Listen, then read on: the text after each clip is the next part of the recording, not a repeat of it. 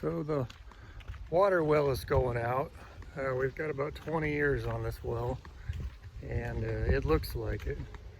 And I figured this would give me an opportunity to kind of go over how the basics of the well works.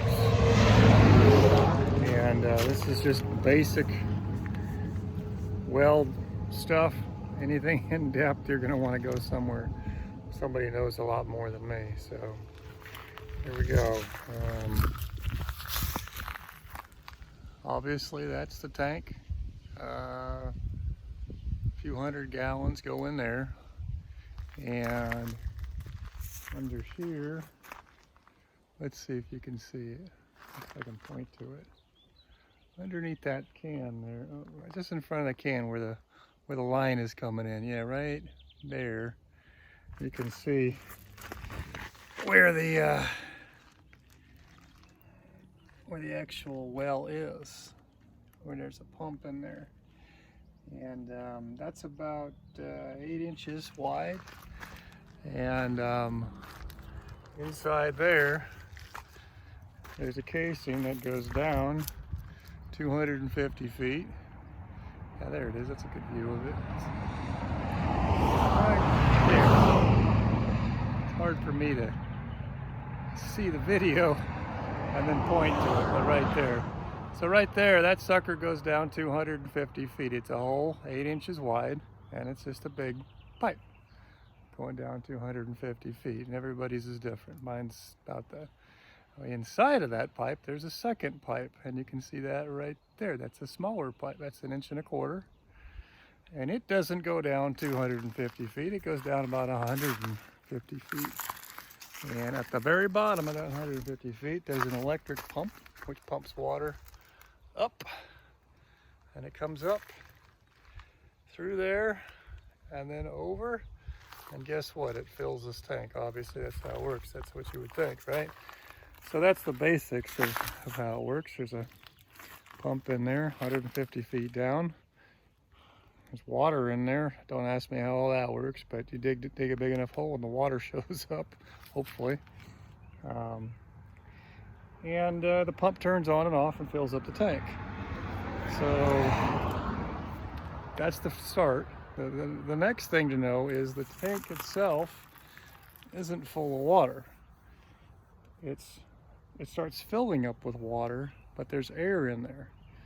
And at some point, the air starts to compress. And over here, you'll see a little pressure gauge. Let's see if you can see it. Yeah, this guy. And you can see it's holding at about 32 pounds. And that's the pressure inside the tank. And that's pressure because the pump has pushed the water into the tank. There's air in there, and then the air starts to compress and compress and compress. It gets up to a set pressure, and this one, the high pressure is about 50 pounds. And then this thing goes off. Let's see if you can see it. This thing goes off. I'm gonna pop the cap off there. This is what turns your pump on and off, but it's got a pressure piece to it. You can see here, connected to the tank. When the pressure gets so high, it releases and turns off the electricity to your pump. So electricity's off right now. When say we were watering the lawn and where the pressure starts going down, because we're using the water, and then the pressure and the air that's in here starts pushing all the water out. And then eventually the pressure starts dropping, and it gets down to about 30. It's still above that, about 30 or so. This little gadget has a spring on there, and as soon as the pressure gets light enough, it'll kick on just like that. I don't know if you can hear that, but that's the water coming in. Until the water comes in, as it is now, and you see the little gauge going up, the pressure is going up inside that tank, and you can actually kind of feel where the water level is. It's right about here right now. You can feel it's warmer here. As soon as it gets cooler, oh, there's the water level. So the water level is going to start coming up. As it's coming up, the little gauge goes up. It's going to get up to about 50, and it's going to shut off based because of this box here it tells it there's too much, the pressure is good enough, and it releases the contacts and stops the well. So that's the well mechanism, how it works. Now what keeps the water in there? I mean, it's going to turn off the pump, but what's going to keep it in there? And there's a valve right here. A couple of things I'll show right here. This has a one-way valve, so all the water's coming in, going into the tank, filling up the tank. But as soon as that pump turns off, right there, it's shut off. It's got a valve which is kind of like this, lets all the water in. As soon as the pump turns off, it slams closed. And it's keeping that pressure and keeping all the water in there, and it's letting, this has got a little tiny air valve here. It lets a little bit of air this side of the valve. The valve is over here, but it's on this side of it. It lets a little bit of air this way.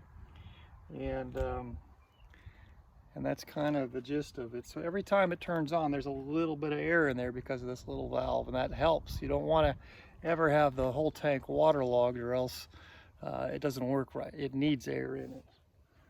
Last thing down here to show is this little guy, and this is a pressure relief. You got to have one of these if there's ever a scenario where this little gizmo stops working and it just keeps pressurizing and pressurizing, this thing will explode. So you've got a pressure relief over there that kicks on if it's higher than 50. I think that sucker kicks on at like 80 or so, and it will open up and just relieve all the pressure. That's the basic gist of it. The one other thing that's here inside right here, this has got another valve, and it's kind of like a toilet bowl plunger, and sometimes you'll have too much air in here. And if you have too much, say the water level's down here and it's filling up and there's just too much air, then it'll stop and you'll be cycling all the time. So you want to not have too much air. So this sucker it's a float, and if there's too much air in here, it'll stay closed, and it'll let the air come out until the water level gets up to it and closes it. Once it closes it, you know your water level is always going to be this high or higher, and that's what that does. That's a little float valve. So those are the basic gists of it. Yeah, and then just some things to note. This little guy inside here can be a source of problems if the bugs get in there. Earwigs specifically can get in here and get in the way of the contacts and stop your well from working. So that's something to check. Be careful though, that is high voltage electricity. I've also had this float go out, and when the float goes out and there's too much water, it does some weird things. Your cycle times are typically supposed to be a minute on, a minute off, or greater than that. You don't want anything too quick, it'll wear out your pump. And then there's a whole electrical component here, which I'm not really going to talk to, but it has the capacitors and a relay, and they go down. They basically help the motor start with the electricity and whatnot. So that's kind of the gist of how it works. Cycles on and off. Hope that helps.